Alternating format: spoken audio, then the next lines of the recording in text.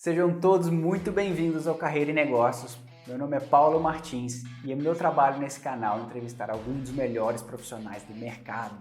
Hoje eu tenho o prazer de continuar esse bate-papo com o Lion Costa, um engenheiro mecânico que fez uma carreira fantástica nas maiores multinacionais do mundo. Depois fez uma transição para as startups e vai contar para a gente quais são essas startups, quais são os tipos de startups, como você pode buscar vagas, entender melhor o que você também poderia fazer dentro de uma delas. Tenho certeza que você vai gostar desse vídeo, então já deixa seu like e vamos pro vídeo.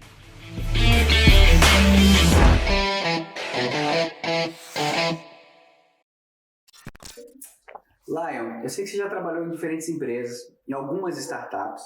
Aliás, eu acho que mais startups do que empresas convencionais. Eu queria ouvir de você, o que define uma startup? Legal. De novo, não sou especialista em startup, tenho há 3 anos, né, nesse mundo, e definição, acho que deve ter uma no Google que vai ser bem melhor, mas como eu vejo, eu acho que tem uma definição start, né, de começar. Então é uma empresa que começou há pouco tempo, uma empresa que, como começou há muito tempo, geralmente é uma empresa que tem um crescimento muito rápido, né, e acaba até gerando a maior parte do desafio de estar numa startup. Mas acho que é difícil colocar uma barreira do que é startup.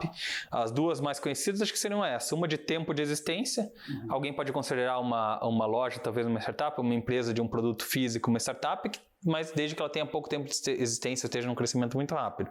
Outra maneira é pensar em empresa de tecnologia, sabe? Que é o padrão, todo mundo reconhece startup como empresa, ou muita gente reconhece startup como empresa de tecnologia, e aí você tem que pensar no tempo, né? O Google ainda é uma startup? Não, mas o Google com certeza foi startup um dia, sabe? Quando que para isso? O Nubank é uma startup agora? Já está num tamanho bem grande, né? Não sei quando que a gente para de falar como startup, mas acho que são essas duas coisas, a idade e a velocidade que a empresa cresce e a parte de ser uma empresa de tecnologia ou não, né? Eu gosto muito da ideia que você traz da velocidade que a empresa cresce, porque pelo menos da maneira que eu enxergo uma startup é uma empresa de base tecnológica que é escalonável, né? Ou seja, você pode escalar a atuação dela de maneira rápida. Você não precisa, como por exemplo, a gente trabalhou na indústria química, eu posso aumentar minha produção de polietileno, mas eu preciso colocar uma nova planta. Sim. Na startup isso é um pouco mais fluido. Você pode atingir o mundo inteiro sem crescer tanto assim a estrutura. É óbvio que a estrutura vai crescer, mas não é eu aumento uma pessoa uma planta e alcanço mais uma pessoa, mais um cliente, né? Tá certo, Não, faz todo sentido, é verdade. A gente vê, né, casos, sei lá, Uber, Airbnb, acho que são esses exemplos de startups que são globais, que estão em qualquer país do mundo e realmente consegue crescer com um time um pouco mais reduzido. Acho que sim, aí o que vem em startup, acho que para adicionar, então até estou pensando no que você estava comentando agora, uma coisa é um produto que realmente você vai integrar. Vamos fazer na sua cadeia toda de suprimentos, você tem que pensar e depois qual cliente vai querer que é o produto de uma maneira que mais você oferecendo o produto. Enquanto startup, acho que está na cultura de startup, na metodologia de projetos ágeis, e de você pensar muito na parte de entender a dificuldade do cliente. E quando você vai para essa de crescimento que você estava mencionando, sabe? É uma necessidade que você consegue construir com um time de engenharia focado em um projeto específico, sabe? É diferente de você ter que mudar toda a sua base. É mais fácil, acho que eu estou chegando num ponto, estou pensando enquanto eu falo, uma coisa muito importante para a startup é poder pivotar, ou para qualquer empreendedor, é conseguir mudar completamente. Então vai para esse ponto que você estava falando, uma fábrica, você não vai conseguir transformar uma fábrica de biscoito ou de bolacha numa fábrica de bola de beisebol, por exemplo. Enquanto uma startup, claro, tem o core dela, o que é, né, a essência dela, mas você pode muito bem não estar indo certo num caminho e a gente acabar... E tem alguns casos famosos, tipo... Não era nem esse assunto, mas agora enquanto eu estava contando eu estou lembrando, tem um caso bem famoso do fundador do Slack. Tem muita gente talvez conheça o Slack, quem trabalha em startup com certeza conhece o Slack, porque é a ferramenta de comunicação que times trabalham juntos, sabe? A ferramenta mais usada que todas as startups usam hoje. O caso desse é, por exemplo, ele tinha uma startup de games, para o mercado, né, de videogames, que a startup deu errado. Ele tinha muito dinheiro para colocar lá, deu errado. Mas dentro da startup, o time de engenharia, o time de desenvolvedores, que a gente chama, né, engenheiros de computação, vamos dizer, o pessoal que está fazendo códigos no computador, criou essa ferramenta interna para comunicação que eles viam uma necessidade. A startup de games deu errado, essa pequena ferramenta interna foi criada porque tem pessoas boas lá, criaram coisa, acabou virando o Slack vale, não sei, dezenas de bilhões de dólares agora, sabe? Então, acho que tem isso, tentando construir em cima do que você estava criando, é isso, sabe? Tem uma facilidade talvez maior de pivotar, e o trabalho todo de empreender é isso, errar, testar e iterar de novo, né? E iterações. Perfeito. E quais startups você trabalhou até agora? Então, excluindo o Google de ser considerado startup... Mas é importante dizer, você trabalhou na Google, né, que é uma super empresa que foi startup. Exatamente, foi startup algum dia, agora, claro que cheguei já tinha, né, mais de 100 mil funcionários. Depois do Google, acho que tem duas diferenças. Tem duas startups que eu tentei criar, que eu tentei empreender, né? Uma durante a época do MBA, comentei que a gente estava com bastante tempo, para usar esse tempo que a gente está no MBA integral para tentar empreender, tentar seguir alguns sonhos.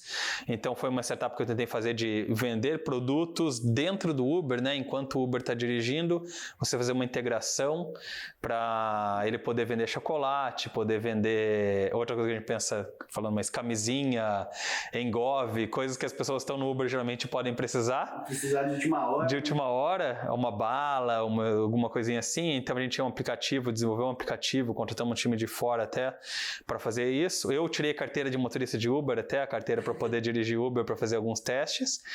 E depois entrei num programa legal que tem muitas aceleradoras, a gente fala, ou empresas que ajudam empreendedores, pessoas que querem empreender, a como começar o negócio. Então, depois dessa que acabou dando errado por uma série de fatores que acho que não vale a pena entrar no caminho, um ano depois eu acabei tentando fazer uma de viagens, de ajudar pessoas a organizarem a própria viagem. Então, de acordo com as suas necessidades, com o seu orçamento, com o que você gosta de fazer, criar todo o itinerário e uma sugestão de destino para você também, de novo, usando lógica e uma programação, né? Então, essas duas que eu cheguei a tentar fazer, mas nunca foram muito para frente. E de startups que todo mundo conhece, eu passei... Só uma pausa, porque eu acho que aqui é importante dizer uma coisa, né? Você teve duas experiências que não deram certo, mas você aprendeu muito com essas duas experiências. Aprendi muito com essas experiências. Depois, de não dar certo, acho que mais de duas. Essas duas só tentando criar minha startup, né? Mas aprender a se virar, acho que tanto aprendizado, mas quando você está empreendendo e também colocar a cara para fora, testar, ouvir que o que você está tentando fazer não vai funcionar, não vai dar certo e conseguir... O mais importante, que o ponto que eu estava falando de startup, iterações, né? A gente chama de iterar, né? De testar uma coisa, errar rápido e tentar uma outra rápido de novo, sabe? Ver o que funciona, fazer o máximo de questionários ou tentar ir para o mercado, para experimentar. Isso vem muito do meu mestrado também de design, é muito que a gente aprende, né? Design thinking, entender a dor real do cliente, mas conseguir iterar várias vezes. Isso aqui está resolvendo essa dor, isso aqui está resolvendo essa dor, ou como que me mostra quando é que você tem problema, né? Então, esse aprendizado não tem também custo, não dá para medir, sabe? Foi muito importante. E algumas pessoas aqui no Brasil, principalmente, têm uma cultura de julgar o erro, né? Como quase um pecado. Eu falo que, inclusive, está nos meus princípios, né? Não tem nada de errado em errar, né? A gente é bom aprender com o erro dos outros também, mas às vezes vai ter que ser nosso. Não, isso é verdade. No Brasil, nos Estados Unidos, até em outros países da América Latina, no México, você vê o cara que tentou uma startup, deu errado, e ele é bem visto no mercado como alguém que teve, né, que falhou, mas que aprendeu muito. Aqui no Brasil as pessoas têm um pouco de vergonha mesmo de falar isso. Beleza, agora continua. Quais startups? Então, além dessas que eram minhas e que não chegaram a crescer muito, voltando para o Brasil, eu fui para o Quinto Andar. O pessoal deve conhecer, né, de aluguel de apartamentos. Eu estava lá já com uma função de produto muito focada em uma vertical nova, que era um business novo para o Quinto Andar, que é de compra e venda de apartamentos.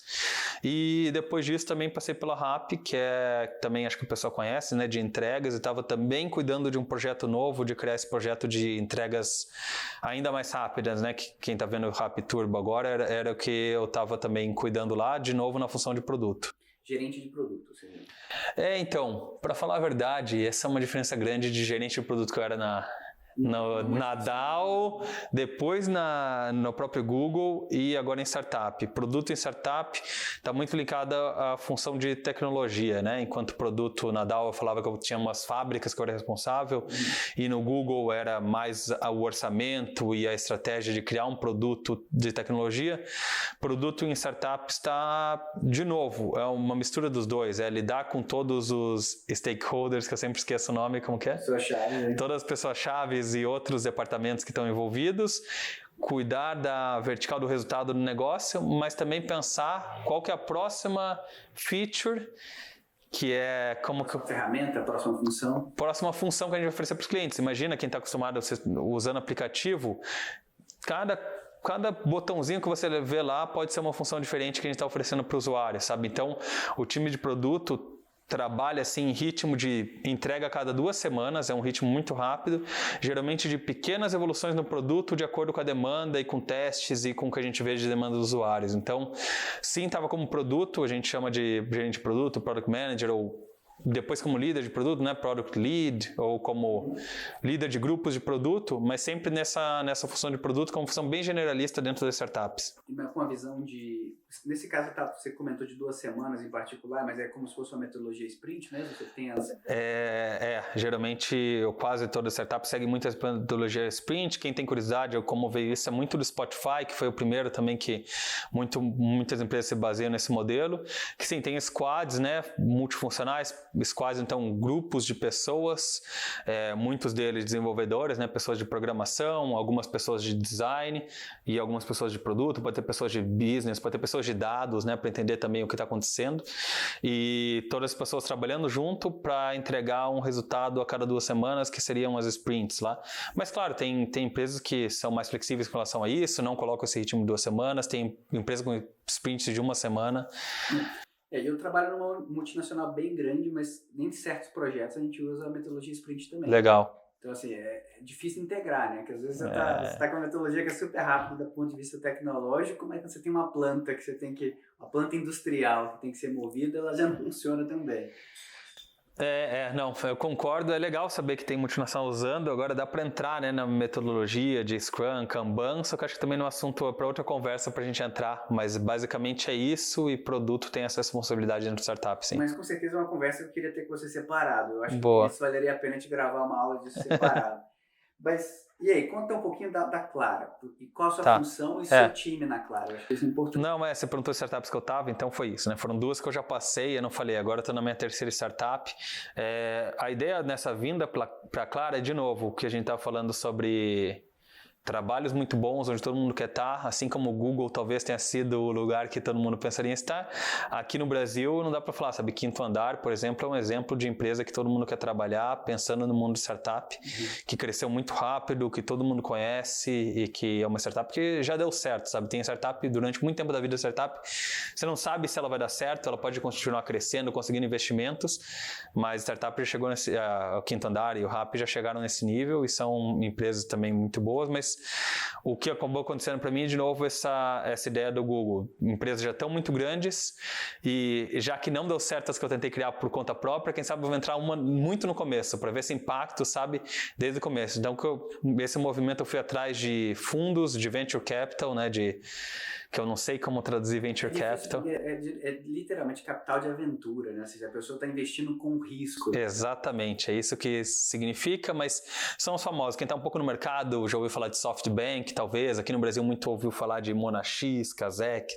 Mas enfim, esses fundos eu fui atrás deles falando, tenho essa experiência, passei por essas empresas, queria muito fazer parte de uma empresa bem no começo da operação mesmo. E o que você acha que teria de oportunidade de acordo com a minha experiência, sabe? Então eu fui atrás do pessoal que investe em startups, vendo se tem alguma oportunidade dentro de alguma das investidas. E nessa acabaram me conectando com o pessoal da Clara, que pareceu ideal do que eu estava buscando, uma empresa que já tivesse um exemplo de startups fazendo coisas um pouco similares fora da América Latina. Então era um modelo de negócio que parecia fazer muito sentido para mim, e conhecer founders, né, os founders da startup, que eu confiasse, os fundadores que tivessem assim, um background que se complementasse, que desse para ter boa conversa com eles. E além disso, que contou para mim um mercado de fintech que está muito aquecido, que eu achava interessante, eu não tinha passado ainda por fintech, né, que é startups do mercado financeiro. Antes eu tinha passado por próprio PropTech, a gente chama do mercado de imóveis, né? E a Rappi, que daí de entregas, né? Então, era uma experiência nova e, além disso, já é uma startup não brasileira. A gente está vendo muita startup cresceu, toda no Brasil, começando no Brasil, crescendo no Brasil. Eu gosto muito de trabalhar com culturas diferentes, pensando no MBA, pensando na nossa época de DAO. E achei que fazia muito sentido para uma startup mexicana, que precisava de alguém bem generalista para começar a operação da Clara aqui no Brasil. Então, juntando tudo isso, fez muito sentido.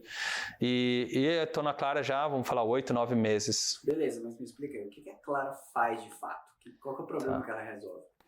A Clara, basicamente, aí é mais fácil para o pessoal, estou pensando como relacionar. Talvez que tenham pais ou família que trabalha em alguma empresa, muitas vezes ou com função de vendas ou com função de marketing, e tem um cartão de crédito corporativo. Ok. Então, pessoas que têm algum gasto que fazer pela empresa.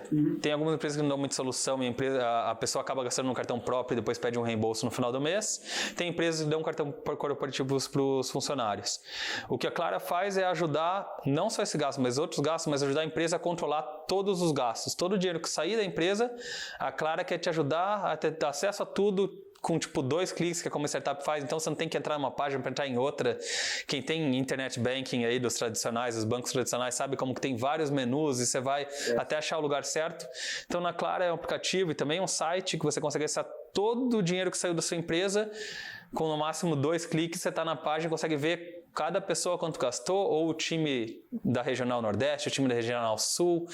Então tudo lá, oferecendo também um cartão de crédito corporativo para as empresas, sabe? E para o funcionário também é mais fácil fazer a explicação do gasto, justificação do... Para o funcionário está tudo muito automático. Já está lá, o chefe dele vai colocar um limite que pode ter pré-definido, mas, por exemplo, vai que o funcionário tem uma exceção que vai visitar um cliente muito importante e tem que pagar um jantar para 10 pessoas, não sei, ele não tem um limite no cartão para isso. O chefe pode, na hora, pelo celular do chefe que está em outro estado, outro país, aumentar o limite na hora. Então tem muito mais flexibilidade e os funcionários acabam sentindo que tem mais autonomia também, né? Esse é o principal, dar autonomia para os times, que muitas vezes a empresa não confia em dar um cartão, acha que pode ter algum risco, o empreendedor pode achar que tem algum risco em dar um cartão corporativo para o funcionário, mas na Clara não tem esse risco, porque você pode dar um cartão com limite super baixo, aumentar na hora que tiver uma necessidade instantânea. Então, é realmente facilitar as empresas, principalmente a vida das empresas, principalmente do departamento financeiro e de empresas que crescem em ritmo rápido, né? Então, empresa que tem novos funcionários o tempo inteiro, está explorando mercados que não estava esperando, então, mas serve para todos. É super interessante, porque eu já trabalhei com vários cartões corporativos, já tive funcionário, já tive problemas com esse segmento. É legal saber que tem uma solução integrada e mais flexível, né? Porque antes, nossa, tem que solicitar, manda por serviço interno, manda um e-mail que vai para o banco, 3 meses depois está corrigido o problema. Nem quero entrar em todos os casos, mas eu tenho falado com várias empresas há 7 meses sobre isso. É impressionante como eu fiquei surpreso como tem empresas gigantes com mais de 1.000 funcionários, com muito dinheiro investido, muito dinheiro em banco já aqui no Brasil, e que no final só tem um cartão de crédito da empresa que fica com o chefe de finanças, com o head de finanças, né, com o diretor de finanças da empresa. Todo mundo tem que pedir aprovação e ele é o único ali que pode fazer uma compra de verdade, sabe? Então, eu não esperava, você teve várias experiências, eu tive a experiência de ter cartão corporativo, mas também a Clara vem para isso, para empresas que não oferecem hoje, porque não confiam nisso e acabam com a Clara ficando mais confortáveis em dar essa autonomia para os funcionários. Muito legal, gostei bastante. Mas o que eu também queria entender é o seguinte, como é que é a equipe da Clara hoje? Quantos funcionários e qual que é o seu papel na empresa hoje? Tá, a Clara... eu vou ter que contar a história, eu acho. Desculpa também se eu vou pegar um pouco do tempo, mas acho que é uma história muito legal de contar. Que os 2 founders eram os 2 e um PowerPoint há um ano e 3 meses. Então, depois começou a pandemia, sabe? Então, é uma história bem recente. Os 2 founders eu gosto de contar. Os 2 do México, mais um. Que o cara com uma formação que fez, como posso falar, faculdade undergrad, né? Eu falo faculdade mesmo, universidade em Yale, nos Estados Unidos. Depois fez o MBA dele em Stanford. que também é o MBA mais importante do mundo, assim, e formação bem estratégica, um cara que pensa, né, com muita educação, enquanto o outro founder é um que saiu da escola com 13 anos de idade para ser programador, que adorava programar, que adorava videogames, que era o cara que, muito, né, uma visão lógica, mas desde pequeno, morou em 10 cidades diferentes do México, programando para governo, programando para empresas pequenas, e os dois, depois de um tempo, acabaram indo para esse mundo de startups, os dois acabaram morando no Vale do Silício, que é onde o pessoal vai, né, Califórnia, onde estava lá pelo Google também. Os dois empreenderam, tiveram startups, venderam, não venderam, sucessos, muitas falhas, muitas startups quebraram também.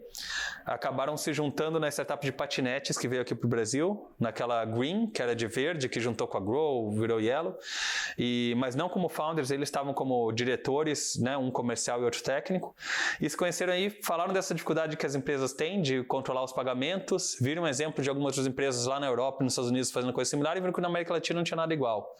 Então os dois se juntaram, um PowerPoint, para levantar um pouco de dinheiro para começar a empresa. Não foi um pouco, foi $4 milhões no final, que esses VCs que a gente vinha falando, né? A primeira a seed round da semente, a rodada semente, foi de $3,5 milhões, acho.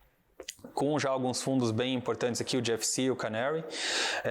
Com essa rodada, começaram a montar o time. Então, estou falando de maio do ano passado. Quando chegou dezembro que eu entrei, tinha 20 pessoas, muitas pessoas oriundas de startup, do mercado financeiro também. Deu março desse ano, então, daí já estava com 30 e poucas pessoas, a gente lançou o produto no México, começamos a oferecer, né, o cartão da Clara e a plataforma no México. Eu já estava na Clara, então desde o começo eles sabiam que o objetivo era vir para o Brasil algum dia. Então em menos de um ano a gente conseguiu criar um cartão de crédito, que é um produto muito complexo, requer muita integração com o Banco Central, tudo no México, porque tem um time muito bom mesmo vindo de startup, e com isso a gente começou a oferecer para clientes lá. Em menos de 2 meses já veio a rodada Series A, que é a rodada que a gente fala, né, depois da Série A, que vem depois dessa Seed. Essa rodada sim já foi maior, foram $30 milhões que foram investidos na Clara, além de $50 milhões que a gente conseguiu como um empréstimo para nossa operação de prover crédito, né? Então a gente tem $80 milhões agora para usar para a operação, e o que acelerou também ainda mais o lançamento no Brasil. A Clara, então, o que eu estou falando, foi de 2 pessoas para 20, né, de maio para dezembro do ano passado, para 30 em março no lançamento, e agora a gente está em 110 pessoas, então desde março também quase quadruplicou o tamanho da empresa agora em menos de 6 meses, né? Esse é o tamanho da Clara hoje. No México a gente já tem as grandes empresas muito tipo como Hertz, algumas empresas que a gente não pode falar o nome de todas, mas principais startups, quem conhece o mundo startup, então Corner Shop, que foi comprada pela Uber, que é essa como se fosse o Rappi Uber, tem a Kavak, e até as startups grandes brasileiras têm operação no México, já estão usando nosso cartão por lá, então Creditas e Banks, então tem muitos casos, foi muito rápido, né? A gente está quase em 1.000 clientes já, foi bem legal mesmo, foi como a gente fala muito de hypergrowth, um super crescimento, ultra crescimento, é a velocidade que a gente está na Clara e que a gente não vê quando que vai parar, porque agora está vindo, né, os próximos países. Mas eu acho que vale a pena só fazer um adendo, né? Só para quem não está tão familiarizado assim com o mundo das startups, esse dinheiro que é de seed é como se fosse o capital que os dois fundadores conseguiram reunir inicialmente de investidores, né? Investidores anjos, provavelmente, para começar a ideia, para tirar a ideia do papel. Aí depois vem a Série A, que seria já quando você já tirou ela do papel, você já está em algum ponto de acesso ao mercado, você recebe esse dinheiro adicional, e é isso que financia a operação, porque a empresa está crescendo e ela ainda não tem receita suficiente para bancar a estrutura, né? É uma loucura esse mercado de startup mesmo, para falar meio rápido. Tem até um pré-seed, e eles até gostam de falar que foi pré-seed, antes do seed ainda, porque a gente não tinha nada, em verdade. Era um PowerPoint e os dois. O seed muitas vezes vem, você ainda não está testado no mercado, você não tem um produto pronto, mas você já tem alguma coisa, já tem uma coisa desenhada, tem um protótipo para mostrar, tem uma coisa assim. Tem vezes que, então, eles gostam de falar, os founders gostam de chamar, o Diego e o Jerry gostam de chamar de pré-seed até.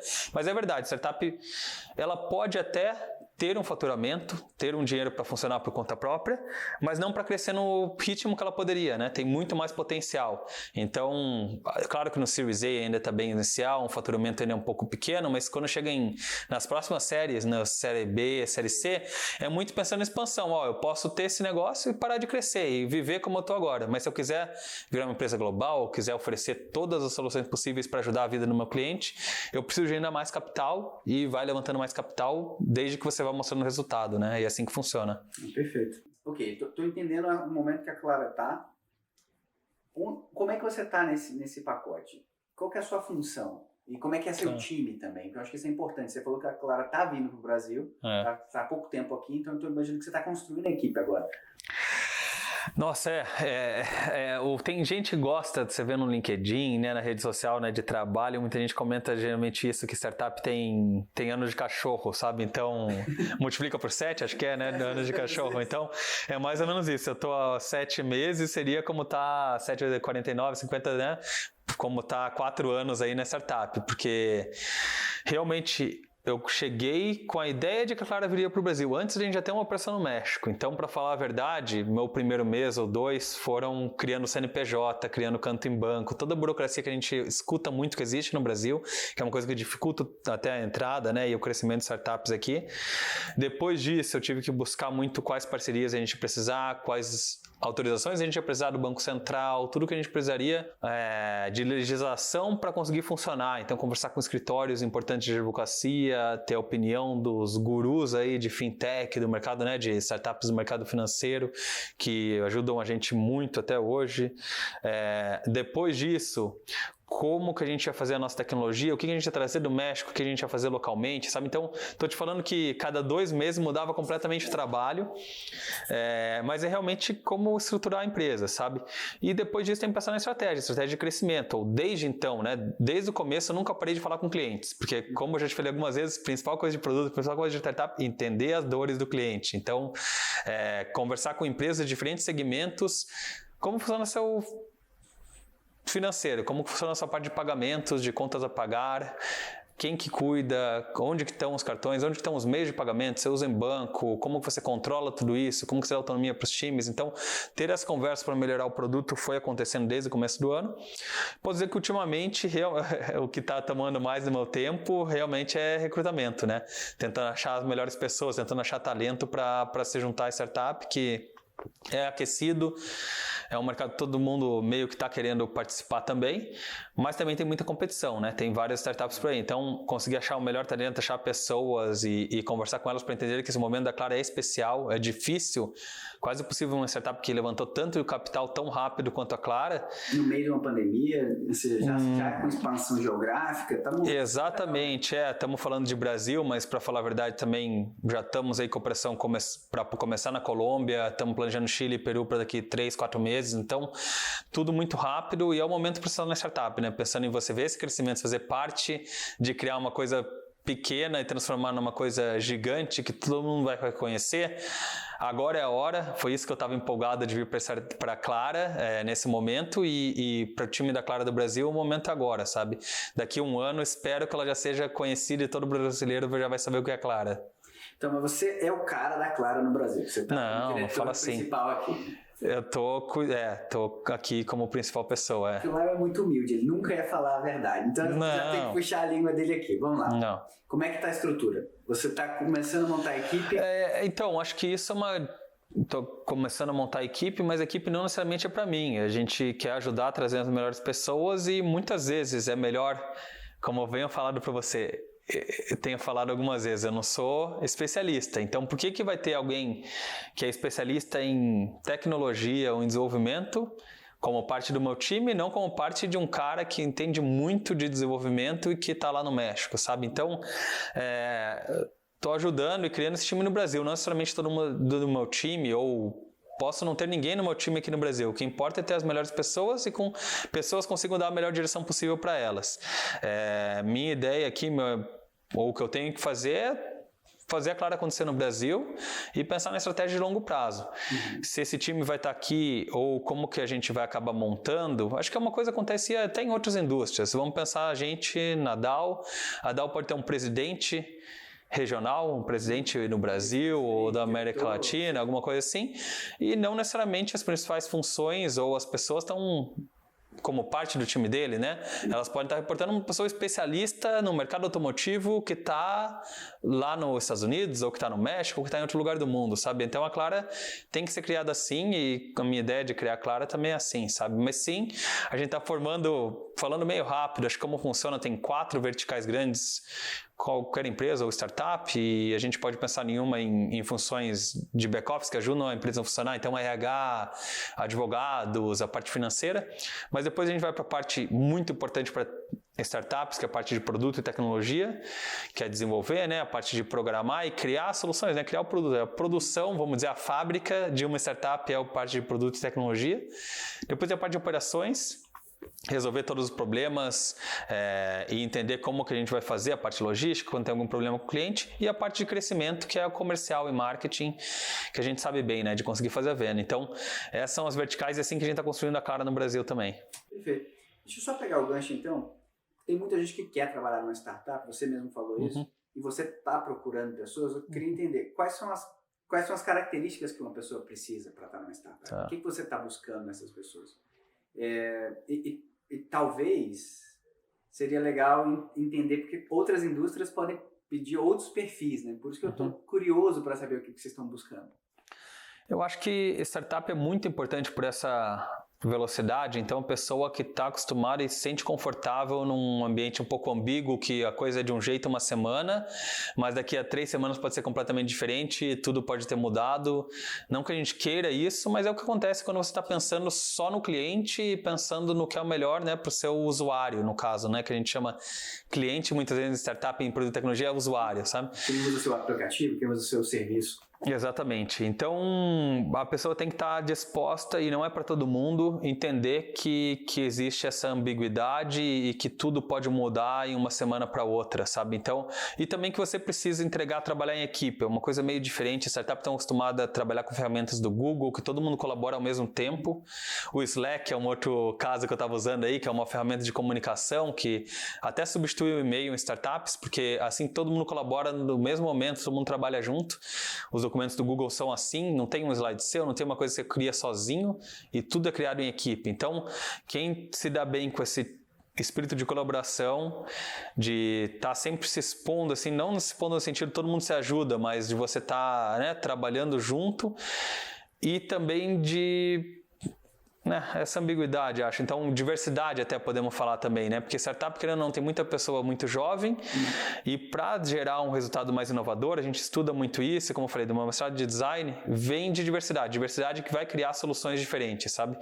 E startup está muito baseada nisso. Não precisa ser diversidade como a gente pensa, pode ser todas, pode ser de gênero, de cor, mas muito de formação. Ideia. E de ideia mesmo, pessoas com backgrounds diferentes. Então, para a função de produto, por exemplo, como função crítica para startups, eu falo, não tem formação certa. Pode ser uma pessoa que é um engenheiro, mas qualquer pessoa que entende de lidar com equipes, entende um pouco de lógica, tem casos de pessoas de produtos super boas que eu trabalhei junto que eram oceanógrafas, tem pessoas de todas as formações diferentes, administradores, fisioterapeutas, o que for, sabe? Então, acho que o principal é isso, resumindo tudo que eu falei muito, mas acho que colaboração, diversidade e a parte de lidar com ambiguidade, né?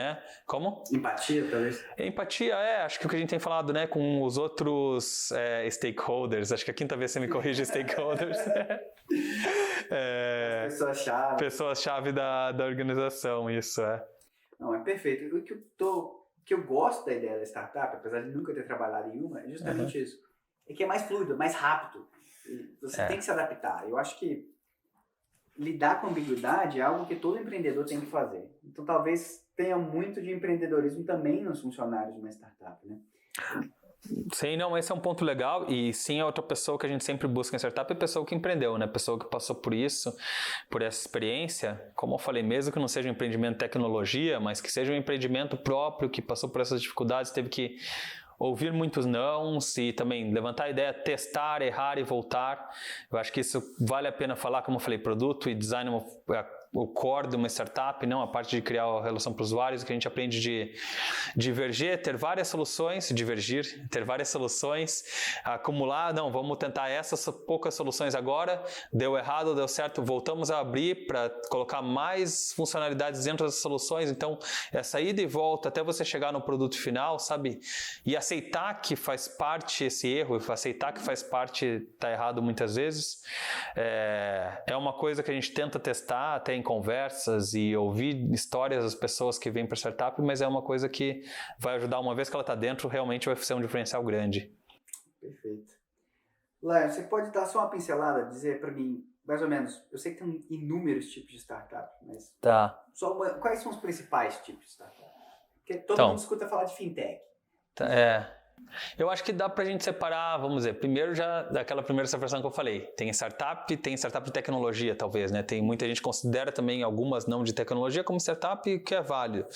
Mas pensando em startup de tecnologia que vai atrás desses investidores, acaba tendo esse crescimento absurdo que a gente ouve falar por aí, vamos dizer, o que consigo pensar, assim, é difícil classificar em nomes, mas o que está bem conhecido assim é fintech de longe, porque a gente tem o caso, né, de Nubank, tem o Neon, talvez aqui no Brasil, e a gente escuta falar, uma coisa também conhecida, é que todas as empresas estão meio que tentando criar uma fintech dentro. Então a Rappi, por exemplo, a Rappi é um exemplo. A Rappi é um tipo de startup que é um marketplace, talvez, né, um lugar de conectar vendedores com compradores. É isso que ela faz, ela não tem um produto próprio, né? Então ela é um marketplace, é um tipo de startup, talvez seja chamado, mas ela está com o Rappi Pay, está com o cartão da Rappi, todo mundo pode pegar agora. Então ela está criando uma fintech dentro da Rappi, sabe? Acho que os exemplos que eu citei, por exemplo, o Quinto Andar que eu vim também, né, que é a PropTech, que no Brasil está muito grande, tem algumas grandes lá fora. Mas esse é um termo que eu não escuto com tanta frequência. O que quer dizer PropTech? PropTech é porque é property, né, a gente fala, né, de propriedade, mas PropTech é uma startup que está no mercado de imobiliário, exatamente, imobiliário. De novo, dificuldade de falar a palavra, mas imobiliário. Que no Brasil a gente tem que falar desse mercado porque duas das principais de longe, assim, startups da América Latina são o Quinto Andar e a Loft. E são duas PropTechs brasileiras, sabe? No México tem a Casai, que é um outro que eu gosto de falar, que tem parceria com a Clara também em alguns negócios, que está chegando no Brasil, que é tipo um Airbnb, mas apartamentos feitos com design, sabe? É um apartamento que a empresa mesmo que cria. Então, como eu falei, marketplace, tem PropTechs, tem as fintechs, outras coisas muito grandes e importantes que dá para falar rapidamente, health tech, então empresas de área de saúde que acabam muitas vezes substituindo planos de saúde, que a gente sabe que é uma indústria bem tradicional, difícil de lidar. Vai sofrer disrupção, né? Estava demorando para sofrer disrupção essa indústria. E tem algumas de educação também. Educação é uma outra coisa que é muito tradicional no Brasil, né? Tem o mesmo tipo de escola, o mesmo tipo... Então, tem algumas de educação que estão crescendo também bastante e tem muito investimento nesse segmento. Tem outras, eu vou esquecer agora, mas estou pensando assim nas grandes que a gente hoje ouve falar, estão muito focadas nesses mercados também. Perfeito, acho que já deu uma boa ideia de que, na verdade, as startups podem atuar em diferentes segmentos. Né? Uhum.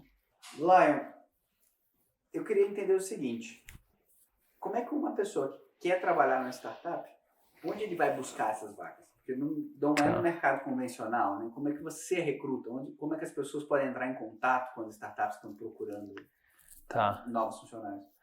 Eu acho que a primeira coisa que eu tento, toda vez que falo com alguém procurando vaga em startup, antes de startup, é o quanto que ela está interessada na sua startup, sabe? Uma coisa é interessar pelo mercado todo, mas hoje em dia tem tanta startup no mercado que é importante saber que você quer uma startup do mercado financeiro, você quer uma startup que não é brasileira, por exemplo, no caso da Clara, que vem de fora, que vai ter essa expansão regional, ou outras características que forem, sabe? Então, o começo, então o caminho é você já conhecer, entrar no site de vez em quando, ou pelo menos seguir ela no LinkedIn, seguir na startup, ou pessoas que estão na startup no LinkedIn, você vai ver quando tem vagas disponíveis. E muito do que chega pra gente realmente são pessoas que aplicaram diretamente no nosso site, sabe? Tem portal de vagas, como empresas tradicionais têm, e LinkedIn, né? LinkedIn, querendo ou não, é o nosso meio para fazer tudo, é a rede social quem não está lá e está procurando, né, entrar nesse mundo corporativo de startup, empresas tradicionais deveria estar lá. E então, pelo site ou pelo LinkedIn são os principais meios que a gente consegue essas pessoas, sabe? Perfeito. E tem algum conselho que você daria? Não para a pessoa que já está no momento de procurar a vaga, mas para alguém que está começando a faculdade, por exemplo, que tem interesse de ir para essa área. Que habilidade ou o que ele deveria fazer para estar melhor qualificado para entrar numa startup? Eu acho que aí tem uma série de fatores, como eu falei, tem muita coisa extracurricular na faculdade. A formação em si, claro que você pode justificar uma vertical ou outra, vamos dizer, sei lá, fiz um curso em marketing, talvez eu queira uma função de marketing dentro de startup. Isso tudo bem, mas focar em startup, a gente tem coisas junto da faculdade. Como a gente vem falando, empreender é uma delas. Se você tem interesse em startup, quem sabe, alguém que já empreendeu, que já passou por essa dificuldade, pode ser uma boa experiência. Claro que buscar vagas de estágio sempre é um jeito também de você ter esse contato inicial.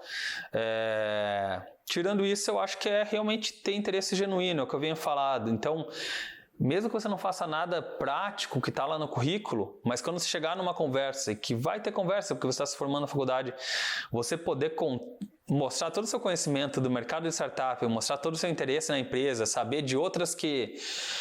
O mercado no Brasil, na América Latina, startup acontece de vez em quando um pouco atrás do mercado lá de fora da Europa e dos Estados Unidos. Então, você trazer exemplos, saber do caso de sucesso de outra startup que fez a mesma coisa que essa que você está entrevistando nesse momento, sabe? Isso estou falando pessoas, né, que estão indo sem ter uma experiência, um currículo vasto que vai mostrar o que você sabe fazer. Então, eu acho que é isso, interesse é genuíno e já é um grande caminho, um grande passo, sabe? Perfeito, lá eu acho que isso é um grande passo para tudo, né? A pessoa que tenha realmente curiosidade naquele tema, ela vai sair melhor porque ela vai saber sobre o assunto, vai poder conversar sobre ele, né? Com certeza, com certeza. Mas tem algum local onde a gente lista as startups que estão no Brasil hoje? Existe esse acesso? Para falar a verdade, tem. Eu não estou direto assim, acho que tem um portal de startups, tem alguns lugares que tentam acompanhar, tipo, o global famoso, o lugar que você quer informação sobre startup é o Crunchbase. O Crunchbase que tem as notícias, então até usar a newsletter, entrar no site dele, você vai ver notícia de startup do mundo inteiro, o Crunchbase é o lugar, sabe? Perfeito. Agora... Aqui para o Brasil eu sei que tem algumas outras, tem o Sling também, se eu não me engano, o hub de informação de startups que estão aqui na região. O Crunchbase, que é a ferramenta talvez mais conhecida, né? Você consegue ver todo o histórico de investimento que já aconteceram na startup, talvez número de funcionários. Mas aqui para o Brasil, como eu falei, tem o Sling Hub, que eu acho que é um que está crescendo, que tem alguma informação aí. E também uma que eu lembro que até entrevistou a Clara algumas vezes, é o Labs. Labs News, Labs, né, que fala de startups da América Latina. Sempre tem notícias lá também de startups da América Latina. Tem uma newsletter deles que chega toda terça-feira. Newsletter, para quem não sabe, né, é um e-mail que você assina, né, para você receber uma vez por semana ou uma vez por dia, dependendo da frequência, mas você assina esse e-mail e recebe notícias sobre startups da América Latina. Ela até saiu de dentro de uma startup muito grande aqui, de uma fintech muito grande do Brasil, que é o eBanks, então é uma legal para o pessoal acompanhar também. Tirando isso, como eu falei, LinkedIn, entra nas principais aí e acompanha elas, que elas sempre estão postando bastante coisa lá também. Perfeito. Pessoal, espero que isso tenha sido útil para vocês. Se lembrem de se inscreverem no canal e ativar as notificações para não perderem os próximos vídeos. E lembrando, a entrevista do Lion é muito maior do que isso. E ela está completa no Spotify. Só procurar lá Carreira e Negócios com Paulo Martins e vocês vão poder ouvir a entrevista na íntegra. Então, forte abraço e até o próximo vídeo.